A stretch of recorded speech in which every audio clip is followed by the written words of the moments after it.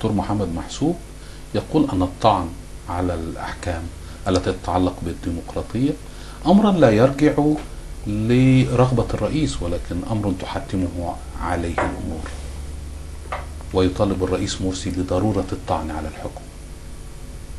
أنا بطالب الرئيس مرسي بضرورة عدم الطعن على الحكم، وبطالب الدكتور محمد محسوب صديقي من 30 سنة. معرفش تعرف ولا لا، الدكتور محمد محسوب ده كان معتقل معايا سنة 81، كنا في زنزانتين قصاد بعض بالضبط.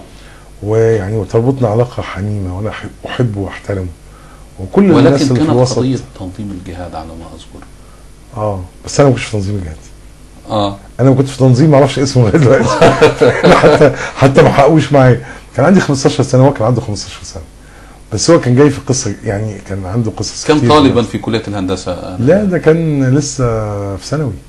احنا كنا في اظن كان لا اولى ولا ثانيه ثانوي، وفرق بيني وبينه 4 شهور، هو اكبر مني ب4 شهور، رغم ان يبدو العكس، يعني ان انا اكبر منه ب 40 سنه، لكن الحقيقه هو صديق عزيز وانا بحترمه. لكن هذا رايي انا اخالفه فيه تماما، وارجوه ان يعيد التفكير وفقا لوسطيه محمد محسوب اللي انا بحبها فيه. وعندما يعلن حزب الوسط أنه سيتقدم بمشروع قانون إلى مجلس الشورى لحل الأزمة، هل هذا هو الحل؟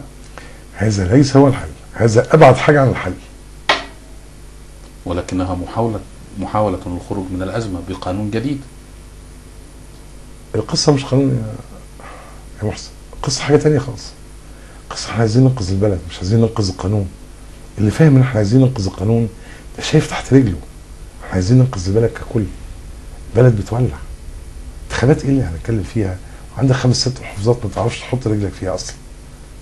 بتتكلم في ايه؟ ده بورسعيد في المرحلة الأولى. احنا بنهزر ولا بنعمل ايه؟